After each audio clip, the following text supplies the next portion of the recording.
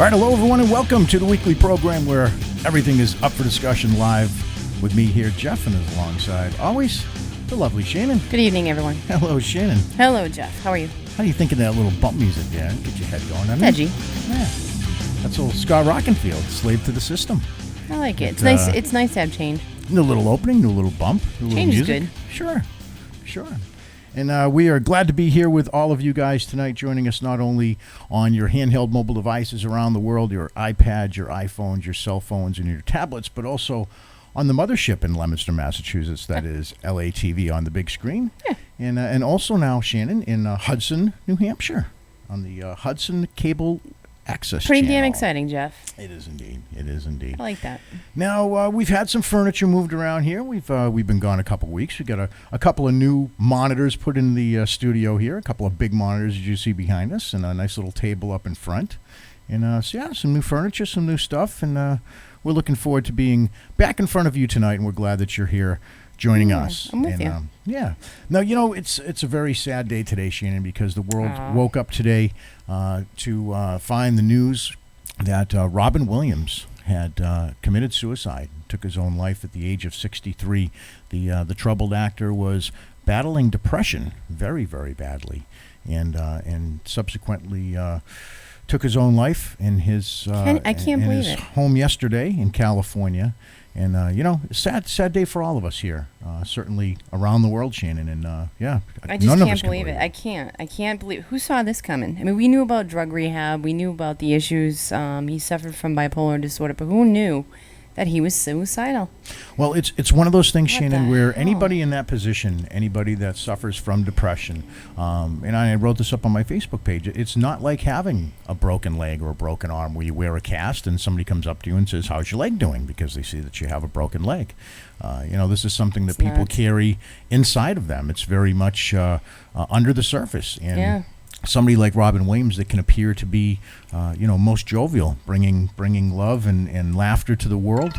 Who knew that he had such serious problems? It's nuts. Absolutely As far as depression and trying to battle those demons under the surface. It certainly is a very, very sad day indeed. And one of our chatters is saying also Lauren Bacall died today. She did. Lauren Oh my Bacall did God! die today. So who's the third one? Yeah. What the hell? I know, absolutely terrible. And I hope I just didn't lose our caller, because I think I just might have cut her off. If I did, I'll have to call her back. Of all the things to go wrong this week, we're actually having trouble with the phone lines. So we're going to try to get our guest in tonight, who is a very, very special guest indeed.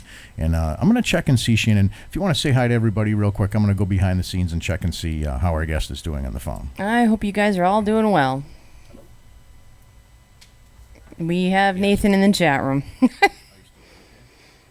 And all of you who are listening. Okay. Leah, you're still there with us? We'll be right with you guys. Okay, this is Leah? Lining up our guest right now. All right. Shannon, you can do better than that. My God, I hear a lot of You want me to silence over there. I just wanted to keep talking like I wasn't doing anything, but you're... Well, you said say hi to everyone in the chat room, and we have Nathan. All right. All right. Hey, we're off the rails, but that's okay, Shannon. Good job. But anyway, we are going to bring our guest on tonight. Who knew just a couple of weeks ago when we booked this interview, and now, of course, on the heels of the tragic incident that is being felt around the world, of course, the tragic death of Robin Williams. We want to welcome a woman to the show tonight who has incredible courage and is very inspiring to be here. This woman is the mother of a teenage girl from Nova Scotia who killed herself after she was raped and photographed by 4 boys. And tonight she is here to speak out, to tell the story behind her daughter's tragic death and to bring awareness to others. Please welcome Leah Parsons to the show. Leah, how are you tonight? Good, thanks for having me. And thank you so much for joining us. We're going to try to do this old school tonight. I have here a cell phone, and usually we have the call-in line here, but for some reason our call-in line had gotten hacked. So I know you had some trouble getting through, and we greatly thank you for sharing this evening with us. And on the heels of, we have talked before. You and I had talked on Gail Scott Key's show, who is responsible for putting this interview together from Entertainment Now. So Leah, thank you once again for joining us. We certainly do appreciate it. Well, your daughter, Rehtaeh, was 17 years old when she passed after attempting suicide. She attempted suicide. She ended up in the hospital and passed away a few days later. And this was the direct result of a horrible, tragic incident. And what we're talking about is 4 boys from her school zone that raped her and took photographs. And this describe her growing up. Describe her as a child growing up before the incident, if you could. Sure. Some of her friends were recently interviewed in a documentary, and I was listening to some of their interviews and how they saw Rehtaeh, which of course would be different from how I saw Rehtaeh. And they all talked about her strengths and how she was always the one to be there, to be supportive, to be the level-headed one, to give the good advice. And she was a cautious child, and that's the ironic part of the story. And everyone will say, well, if she's so cautious, then why did she end up drinking? Mm-hmm. And she was 15 years old with some new friends, and they all took her alcohol, and she took the alcohol.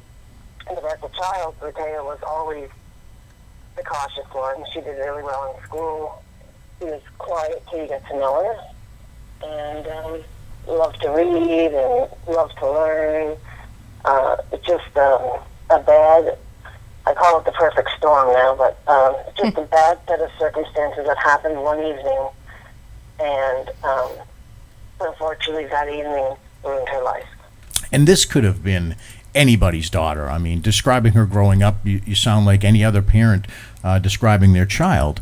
And as far as the drinking goes and the incident that happened, there are many parents, self-included, who have dealt with children and children's drinking, and that again could happen to anybody and any parent anywhere. But things got worse from there. There was things that happened that particular evening that set off, as you call it, the perfect storm in the series of events that followed. Talk a little bit, if you can, and again, we certainly do appreciate your courage bringing this awareness to other parents. And the message tonight, folks, is that this could happen to anybody. If this could happen to this poor family and this poor woman and her child, this could happen to you. This could happen to anybody that's listening or viewing or watching tonight. So if you could, bring us through, as well as you can, the events leading up to that night, and then what happened. So this happened when she had first started high school. So she had high school in her neighborhood. She had lived in this neighborhood since she was 5 years old. So she had the same friends throughout the years. And when she started high school, she was in November, so school started in September. And she had met some new friends, and she went to have a sleepover at one of her new friend's home. And that evening, her and her friend went over to her friend's home where 2 males lived. 2 other guys stopped in later on, so now you have 4 males and 2 females. At some point, vodka was introduced, and they were drinking it straight. Mm-hmm. Rehtaeh only remembers parts of that evening. And then, so that was a Saturday night. On the following Thursday, I didn't know what happened that night at first.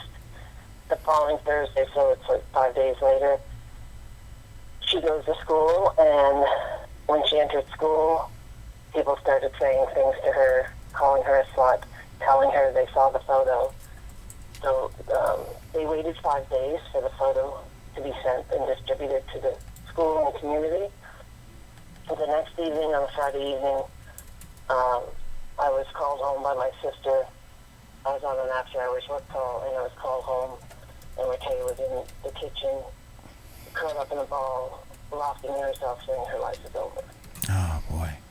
Now, this took a tragic turn. I mean, there's a lot of parents out there that have gone through what would be viewed as the most horrible of circumstances, as their child, put themselves in a situation where, I shouldn't say put themselves in a situation, but found themselves in a situation that was not only unsafe, but ended up being sexually abused. Now, you roll that in today with today's media, in the bullying and things that go on through social media and bullying, that just sets this whole thing ablaze. And describe how it was taken, from that point when it hit social media and when that photograph actually did get circulated.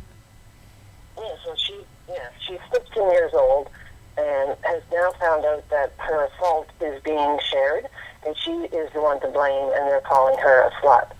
So the days following up to the photo being shared, I'm sure she was having her own memory flashes of what happened and having to deal with that internally as a 15-year-old. You compound that with now that photo is being shared everywhere, and you're the target now. Mm-hmm. Mm-hmm. So everyone turned against her. Wow. People she knew all her life disappeared. Some of them joined in, some just weren't around. And she kept saying she can't deal with all these emotions. And people were texting her and calling her horrible names, and she never really had those experiences before, so we were both kind of shocked at how cruel and how she quickly became a target. So all of a sudden she wasn't really a person anymore with feelings and emotions. She was now a target, and once she was labeled a slut, then everybody else joined in as, you're not a human anymore, you're just this. You're just this label. Wow. And it kind of gives them some sort of false sense of power over somebody else. It's sad, really.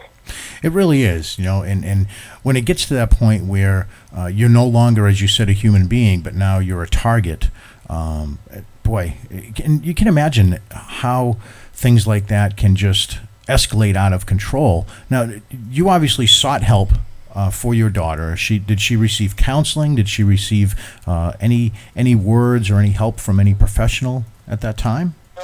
Absolutely. We called the mobile crisis unit that evening, and she had the breakdown. They came in and talked to her. So the next morning, now that I know what happened to her, she said everything that she could remember. We went to the police. We gave the police our statements for 2 hours, and then the police a few days later contacted us to say, "Oh, you shouldn't have gave the statement to that person. They should have referred you over to this other unit that deals with sex crimes." So she had to go back in again and give her whole statement for 2 hours again. And then I found myself in kind of almost like a battle with the lead investigator, because I didn't feel like she was doing what she needed to be doing. And she was interviewing everyone around the males, but she didn't actually go and interview them. Wow.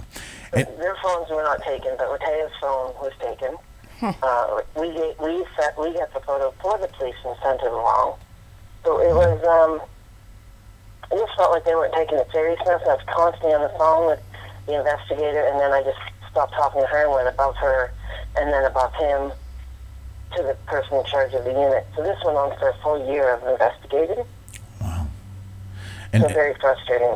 And this is where you feel as a family and a lot of others behind you that the justice system just absolutely failed your daughter. Absolutely, yes.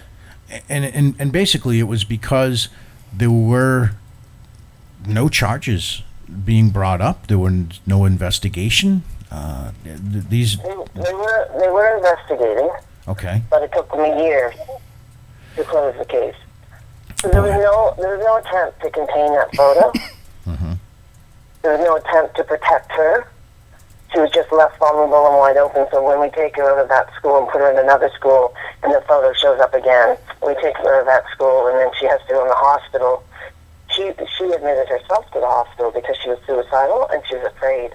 She never had those thoughts before, and then suddenly now she's feeling like her life is over. So she actually was hospitalized. And this definitely hit your whole family. As you just mentioned, you moved from area to area and enrolled her in different schools for the very purpose of protecting her from this, the outlash and the backlash, if you will, of this photo.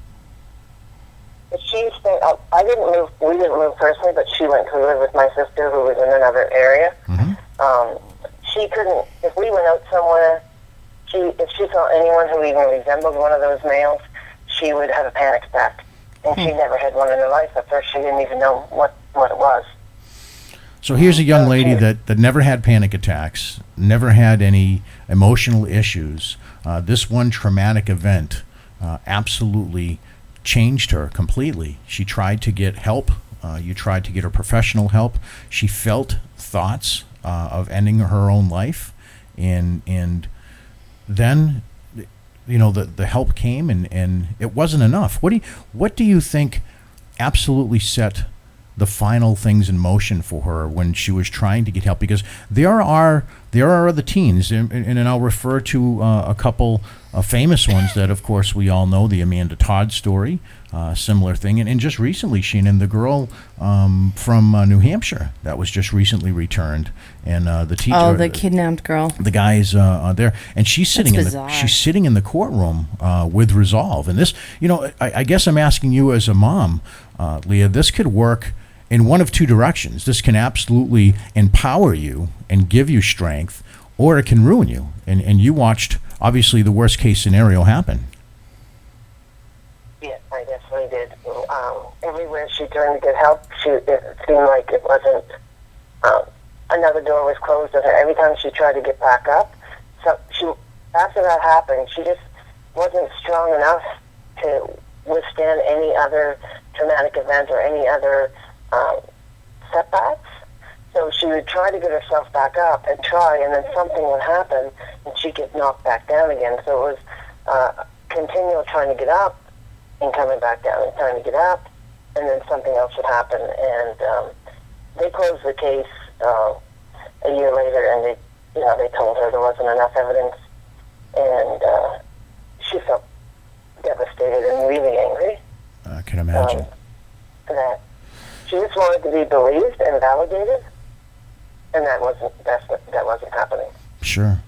Now, you took this story, I should say, found its way to the Dr. Phil show, and you have been on trying to bring awareness about situations like this, because, and again, it kind of just leads in, unfortunately, to where we started yesterday with Robin Williams, and as you know, we booked this interview long ago before this, but here we are on the heels of something like that, and now visiting your situation, and our eyes are wide open to the fact that emotional distress and anxiety and depression, it doesn't show itself on the surface. I mean, people that have a broken arm can be there in a cast and look fine, or I should say look the part. But when you have depression or you have anxiety, she went around more or less looking like a healthy young lady, beautiful, not knowing what demons were inside her.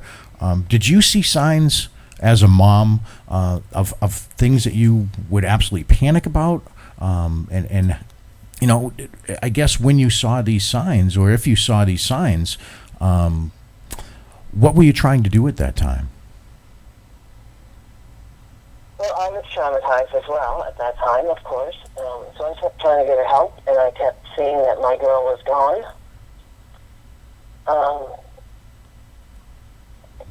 She wasn't one to hide her feelings, so I knew how she felt. She told me she was suicidal. Okay. She told me all these feelings inside of her, when she was angry, when she was sad, when she was, depressed. She shared that with me. Wow. So I honestly believe that we get through this. Yeah. As do most parents. I mean, when you get to the situation, yes, you feel that, boy, this is the worst case scenario. But with love, with compassion and support, people around her, you always must feel that there's got to be some hope there, and that people can and folks can pull through something like this. Now, and again, I can't tell you how appreciative we are of the courage that you have to sit here before us and our audience, our viewing audience tonight, and tell your story and tell Rehtaeh's story. Not only does it bring, I believe, awareness to the people out there listening, but it also, I think, opens your eyes to some things that the people may have not realized when it comes to depression and anxiety and things of that nature, because it does lurk in the shadows, and it is something that can affect you constantly. It never goes away. And I think that even if there were signs of her maybe rebounding or coming back, obviously, as the end result would indicate, that it wasn't enough, and she kept going back into that dark place, if you will. Now, how is this? Obviously, this has affected your entire family, your entire life. Is there something that can be taken from this to share with others, so that signs, anything, so that another parent doesn't have to go through this? Yeah, absolutely. And I have, like today, reading Robin Williams, different things that people were saying, and it really bothers me when people keep saying that suicide is selfish. So I think we need to have so many more conversations about the stigma of mental health, because how heartbreaking that he went this long and he suffered, and obviously he tried very hard. It's not a selfish thing at all. We just need, and just because we say it's not selfish, it isn't condoning suicide either, because I get attacked for that too. Oh, you're giving people permission. Because I write about these things a lot. You're giving people permission and saying that it's okay. Well, no, I'm not. But we need to talk about it and take the stigma away from the mental health aspect of it. Because there's a lot of teens and people in general who are suffering, and they think they're suffering alone. They think there's something wrong with them, when really the person next to them has probably had that in their life at times as well. Sure. So, we have to talk about it, especially in schools, where suicide talk is like a big taboo. And, when, they wouldn't even let their Rehtaeh's friend honor her in her own school when this happened, because they were afraid that somebody else should do it. Well, the fact is, the people who have suicidal thoughts are having those suicidal thoughts without the supports in place. Yeah, and it is something that is a battle every single day. I mean, you can win every day, but if you lose one day, obviously the worst case scenario does happen, and it's something that just absolutely never goes away. Now, take us a little bit forward to, now is it, forgive me for if I need to be corrected, is it DC Comics or is it Marvel? Marvel, okay. Take us through that part of the journey, and how that whole relationship with Marvel got started. So Susan Jameson, who is one of the directors of Green Zone, had been following Rehtaeh's story in the different media outlets, and contacted our family and said that she wanted to do this, and she had contacted Marvel about the idea, and they agreed to sketch Rehtaeh as a guest appearance in the comic book to combat bullying. And we thought that was amazing, because that's exactly what Rehtaeh would have wanted, is to suggest ideas and suggest things to do to combat bullying and such in schools. And I know Rehtaeh is an inspiration to many people because I get emails every day. Yeah. So just because she died the way she died, her message is being heard about not just the bullying, but about sexual assault and, ending the silence and ending stigma. There's so many variables to her story that is now being shared and in a positive way. Mm-hmm. Good. And that's how I want people to know Rehtaeh, is in the positive impact. Sure. Sheena, did you have something? I just want to make sure. No. Okay. I was just agreeing with what she said. Okay. All right. Great. Tonight we are talking to Leah Parsons, mother of Rehtaeh Parsons, who at a very young age took her own life due to 4 boys that had raped her and had put up photographs and actually bullied her on social media to the point of absolute torment. And our hearts and our thoughts and our prayers continue to go out to you and your family. It's a very different, I guess, mode and subject for Marvel to be taking, and it was met with some scrutiny, I believe, along the way.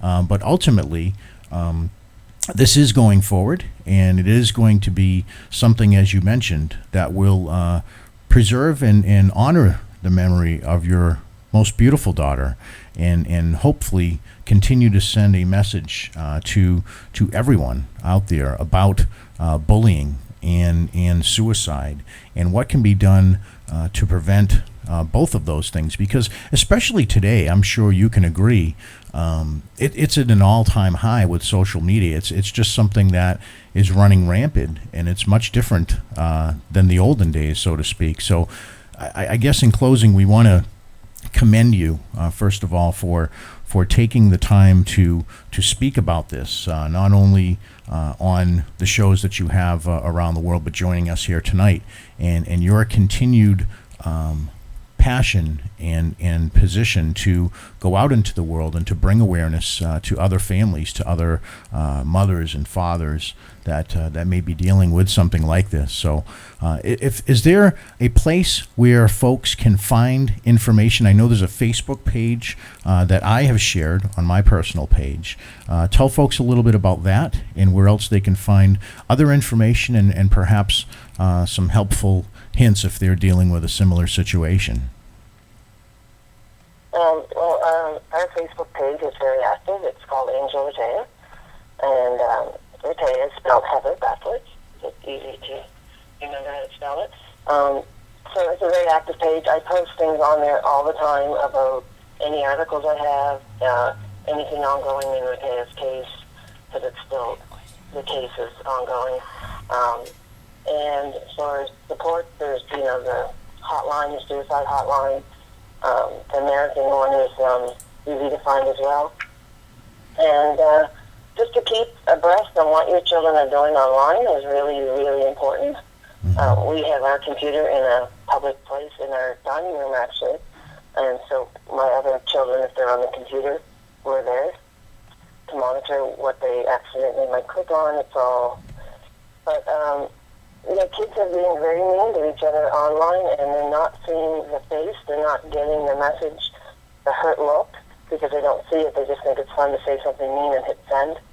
And they don't, some of them don't really realize that what they're doing to another person.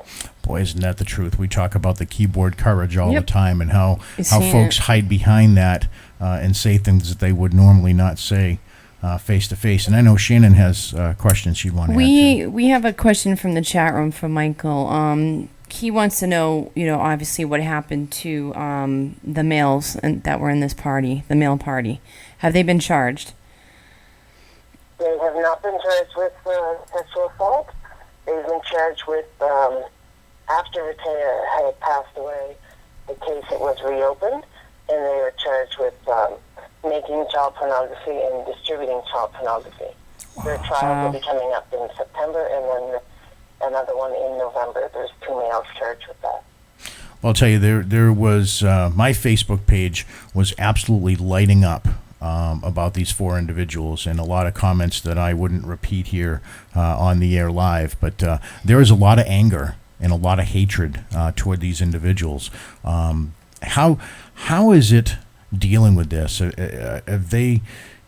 Have you found a way to make their life more difficult and bringing them through this in light of not getting help from the justice system? What have you done as a family to try to bring some justice to this for your own selves? What we do is we continue to speak out. They don't take any responsibility for anything that they did. They actually blame us and say that we are ruining their life. So they don't take, it's all deflected. They don't take responsibility for anything they did. So it's really hard because the judges actually put a ban on Rehtaeh's name. So we're not supposed, I'm allowed to, but not really supposed to in Canada speak about the case right now. But we had a campaign, I started a campaign against that, and I send these memory stones that I paint. Rehtaeh Parsons is her name, and memory of Rehtaeh, and we place them around the world. So people will talk about her story and say her name and what happened to her to avoid this from happening to other families and other children. And so that's, the justice isn't going to come in the justice system, it's going to come in the community. Yeah. Communities.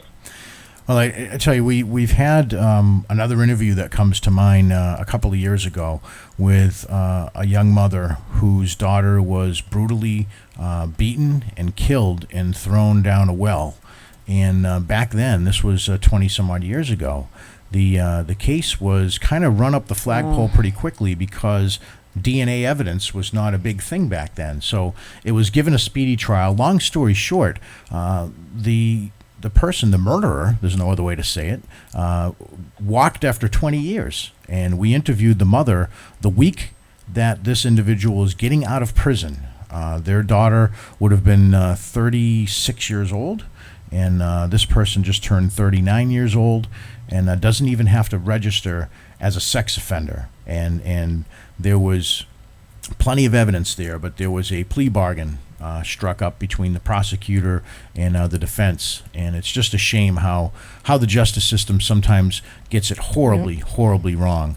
And we can only pray and hope that that karma, as we all believe in here, will come around to those individuals, and they'll certainly get what they're deserving of after ruining such a beautiful young life and tearing up a family such as yours. We certainly hope for that, and we can't once again thank you enough, and Susan Jameson for introducing us, and your courage to come here, share your story with others, and it's very inspiring, because I know myself as a parent.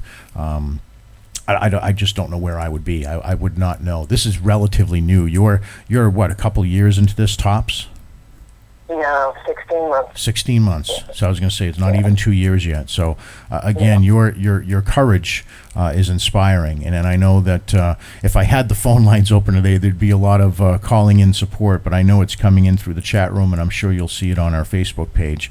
But once again, Leah, we thank you so much for joining us and continuing to keep your daughter's memory alive and bring awareness to others out there that might be suffering with both anxiety, depression, as well as bullying. That's become quite a problem and ends a lot of times in tragedy in the world today. So once again, thank you so much for joining us.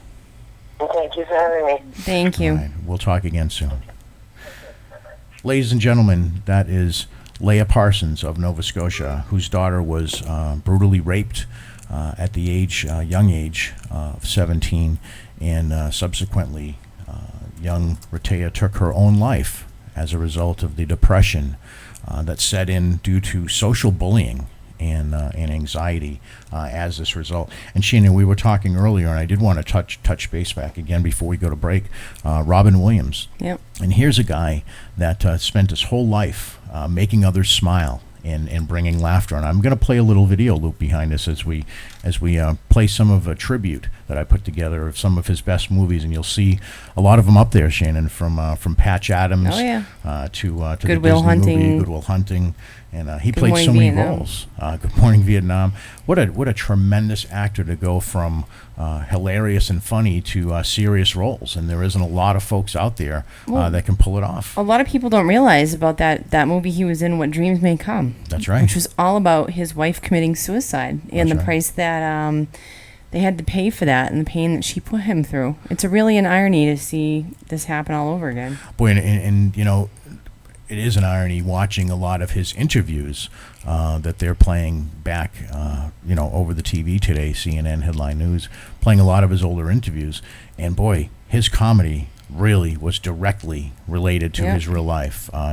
He put a spin on it. He brought a joke to it, but boy, it was real. And when he talked about alcoholism and drug dependency and anxiety and depression, he would say it in a way that people would just laugh, and it would be kind of a humorous thing. But boy, on the inside, it's just an absolutely tormented soul. And you got to figure, Shannon, at the age of 63, you've pretty much been there, done that. Not a lot of surprises, I would think. Not really, but I guess if you have that sickness, there's just not much you can do. The feeling of helplessness is just overwhelming. And that's what it is. People don't realize that it is a disease and it is a sickness, and it's something that people, would look at it and say, oh, you just got to toughen up. You're not tough enough. You got to get a thick skin. You got to become immune to these things, and you have to put on, a happy face. And unfortunately, behind that happy face, a lot of times is a lot of darkness and a tormented soul that can really be leading to tragic events, as we saw here with the great Robin Williams. And, we were talking yesterday and watching Henry Winkler, who introduced basically Robin Williams to the thanks, I got it. I'll get it after bed. To introduce Robin Williams as Mork from Mork, he walked into Happy Days one day, yep, and that's how the whole thing started. And boy, what a great career throughout 40 years plus. Tons of movies, tons. Yeah. And of course we had Mrs. Doubtfire too coming out. Mrs. Doubtfire, and how's that possible? He did Broadway, and he was always there for the troops. They showed a ton of clips of him entertaining the troops overseas, and he was very quiet about his charity work. It wasn't like he went out and beat his chest and made a big deal out of it. He was very much behind the scenes, doing tons of charity work. So once again, Robin Williams, dead at the age of 63. You will be extremely missed. Oh, yeah, Night at the Museum, remember that? Yeah, great movies as well. So weird. All right. So weird. All right, we got lots more, guys. Stick around. You're watching Up for Discussion live right here on ParaRockTV.com and on LATV in the Leominster area.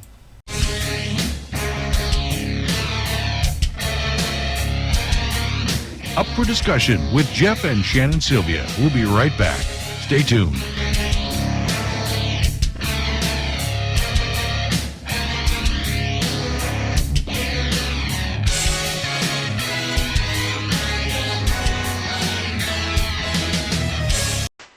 Up for Discussion Live with Jeff and Shannon is brought to you in part by Bailey's Bar and Grill, Sasquatch Coffee, and Village Pizza.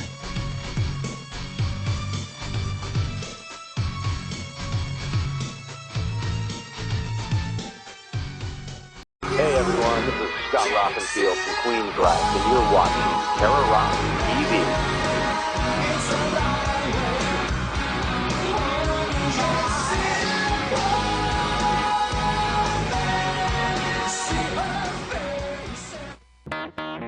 And now back to Up for Discussion right here on Para Rock TV.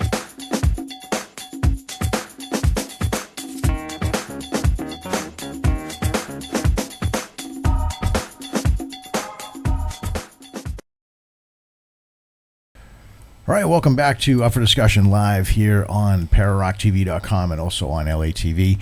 And Shannon, did you know that in a recent poll, there was a survey that deemed Leominster the most boring city in Massachusetts? Where was this recent poll? Can you poll? believe that? Well, first, before we get into that, we asked Mayor Dean about what he felt, and this is what he had to say. Well, you understand what these people do. They put out these lists. They go all over the country, they put out these lists, and it's free advertisement for them. Free. They'll go to places and say the most snobbiest cities in California, the most snobbiest cities in New York, and then they know that everybody will get all fired up. They'll start calling and writing and emailing and Googling the website and sending the CEOs, nasty grams. And then the press will get a hold of it. They always release it, just in time for the weekend. It's slow news day. And then they'll put it out, and then we'll all talk about it. The press will talk about it, and then everybody will go bonkers. And the more you do that, the more free publicity they get, because they're an unknown in the business. Well, there you go. That's how it starts. You get some unknown that just puts out these surveys, and basically, Shannon, they're doing it for publicity. There's not a lot of truth to that, I don't believe, but they're doing it to get people fired up. Well, who is this? Who is they? Let's go back to my question. I believe it was a real estate developing company that was taking a survey and deemed Leominster the most boring city. I don't know what they judged it on, but if you're me, I like boring.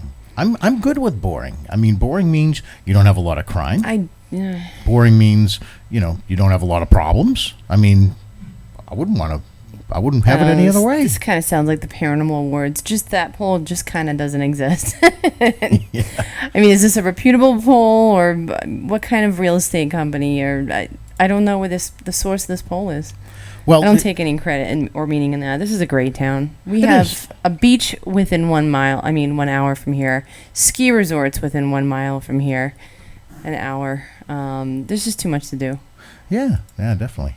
But and the nice thing too is that this area in Leominster has grown up quite a bit. I mean, I remember, before even Applebee's was here, it's a town that's kind of grown with the times. I mean, we've got all of the great, stores here. We've got some still, some mom and pop and family stores that are surviving. Not enough, though. Not enough. I'd like to see more of those. Tons of them. But, for a community like ours, I'm good with it. I mean, to me, if I want excitement like going to get in Boston, I don't mind driving the 45 minutes to an hour to get exactly. there.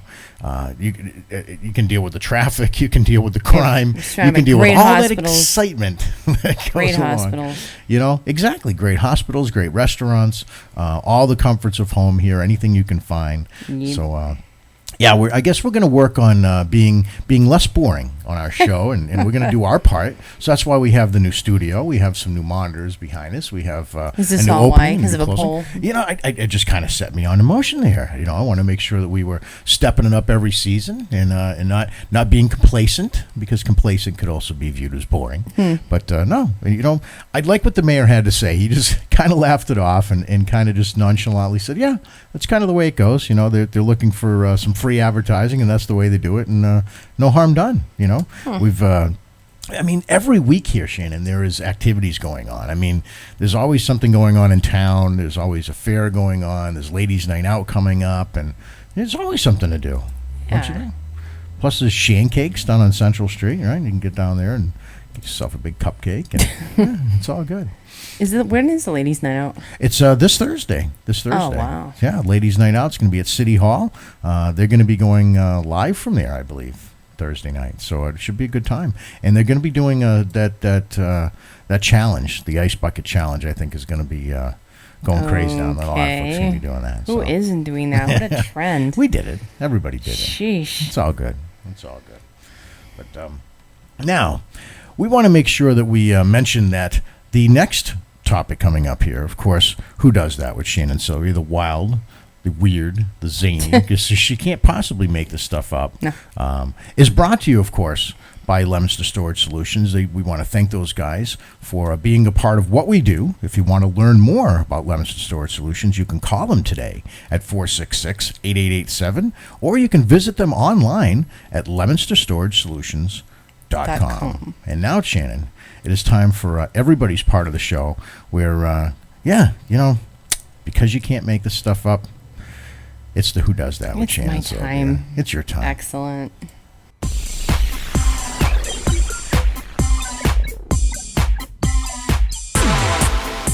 Oh, yeah, when you hear that music, it can only mean one thing. It's that segment of the program when Shannon Sylvia asks, Who does that? And now, ladies and gentlemen, I give you Shannon Sylvia.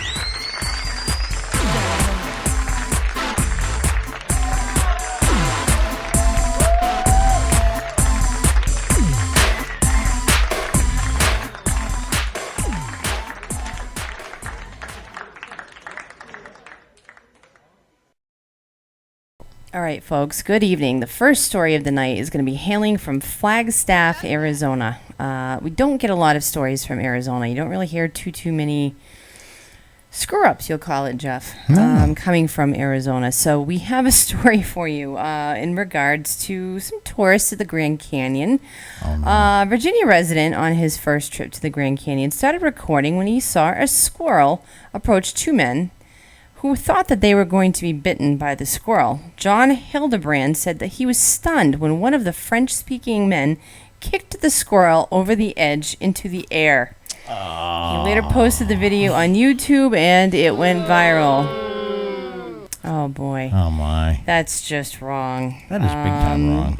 Authorities at the Grand Canyon are investigating the incident and the authenticity of the video that Hildebrand said he shot early last week at one of the overlooks at the East Rim.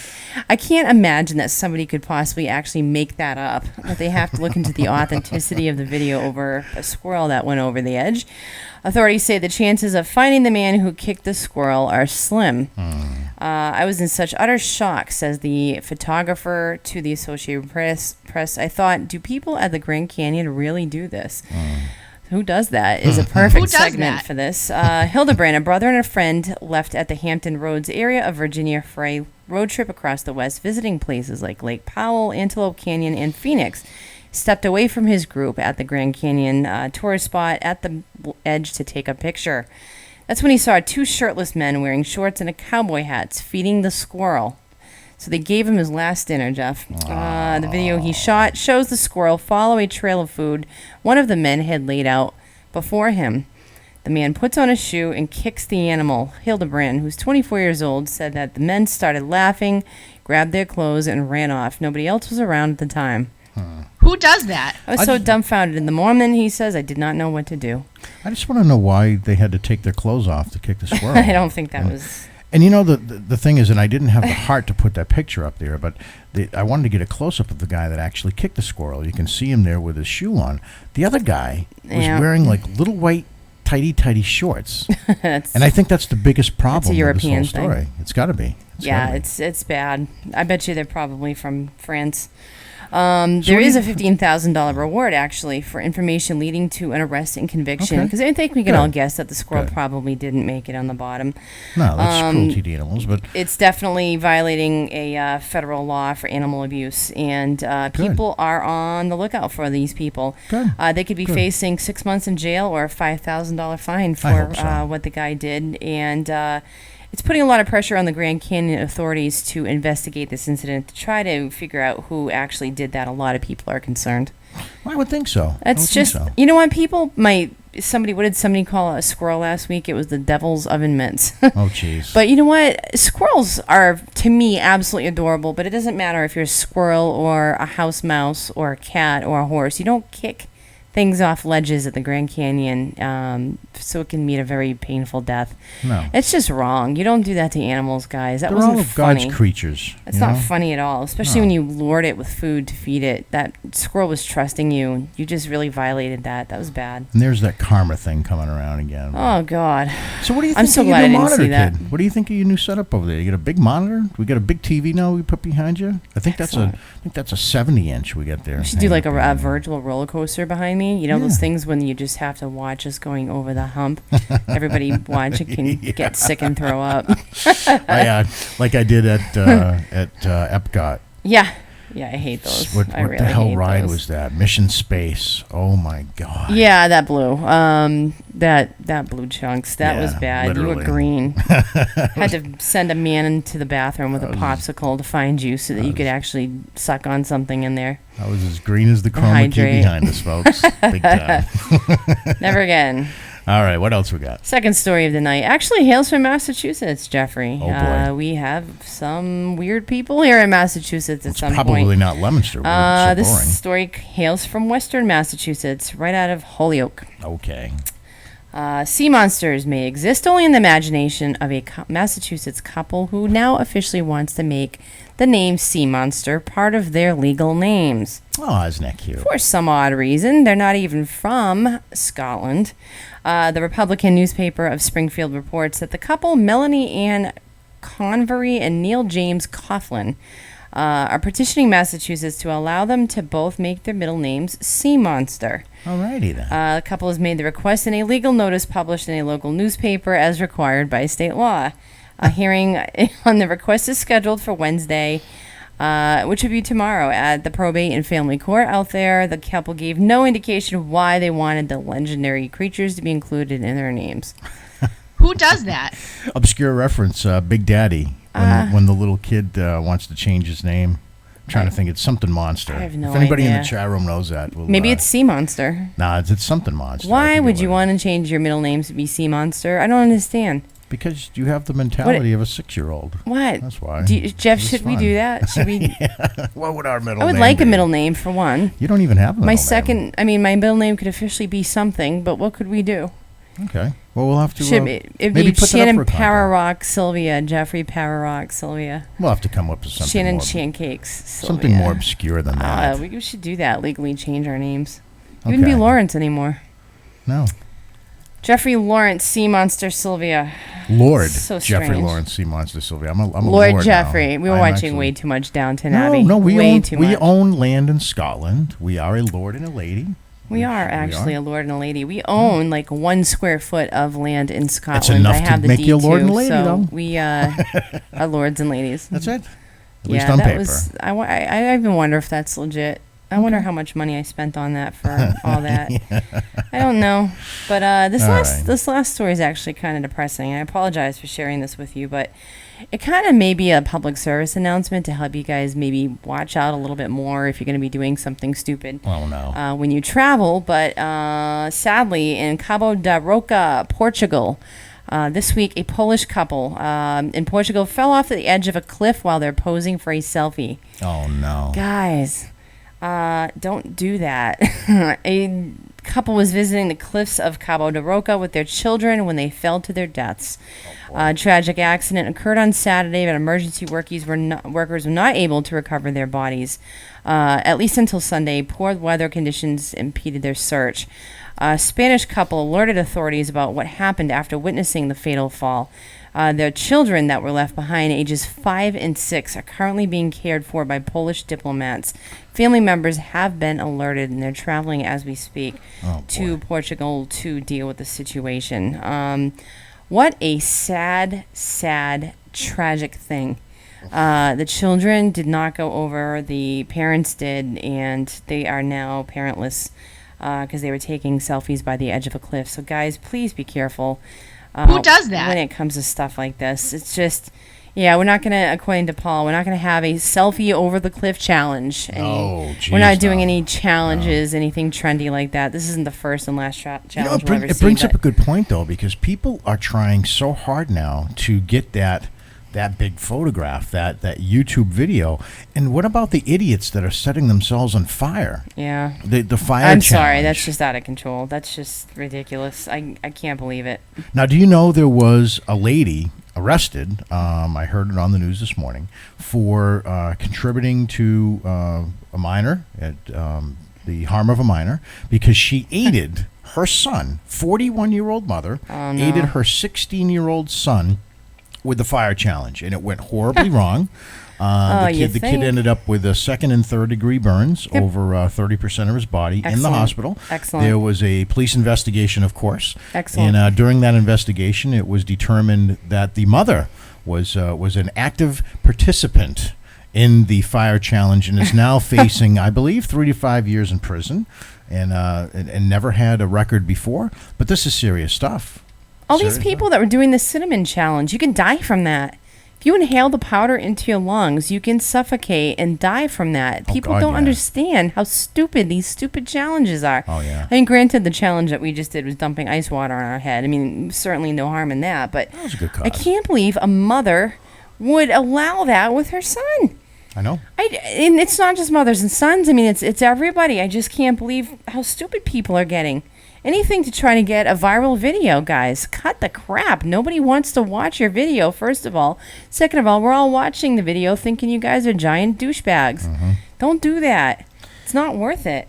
And I've got to apologize up front to our call-in, our usual call-in there, Rusty and his son, who usually brings the joke there. I will get the phone line situation squared away. Yeah. Our phone line was actually hacked.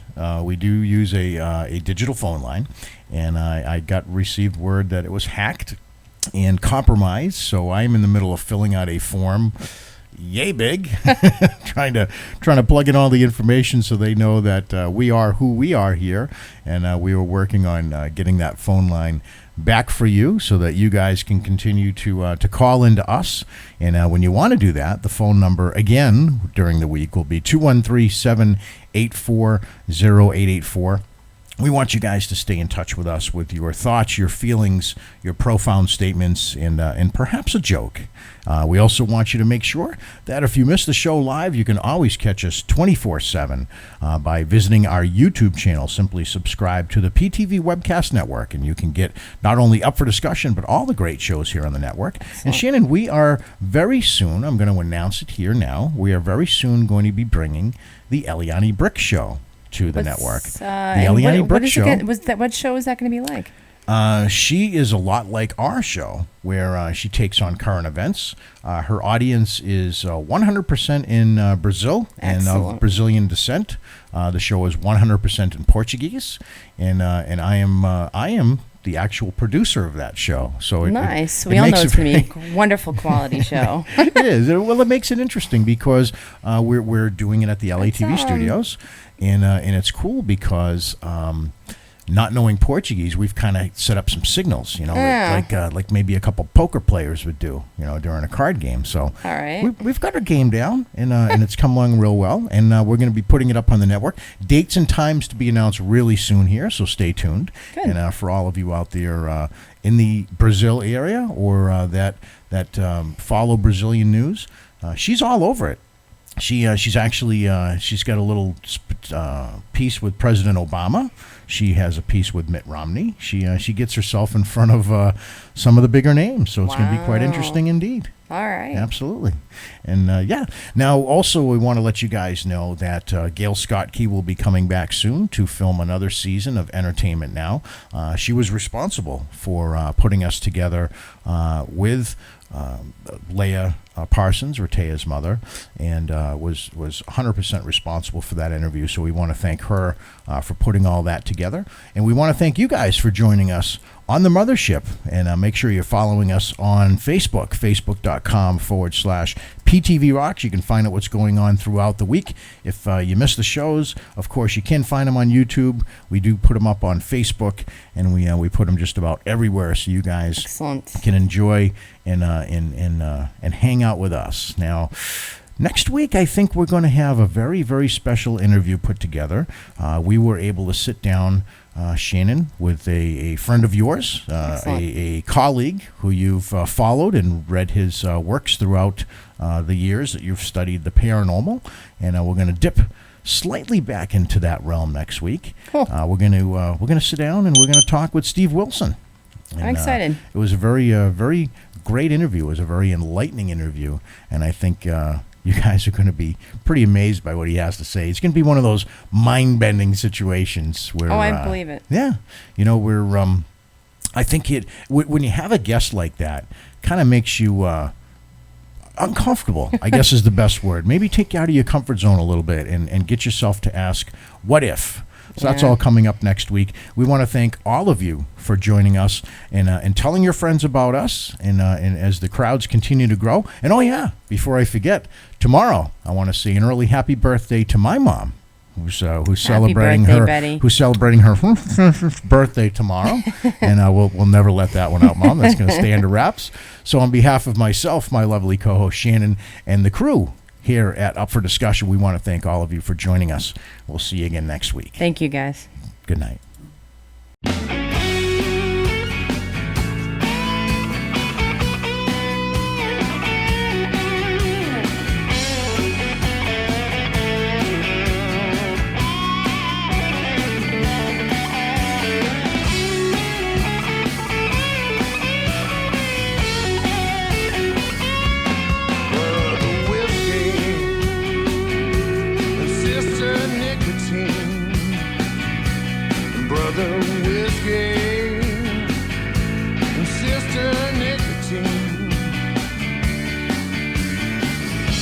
I must admit you got your claws.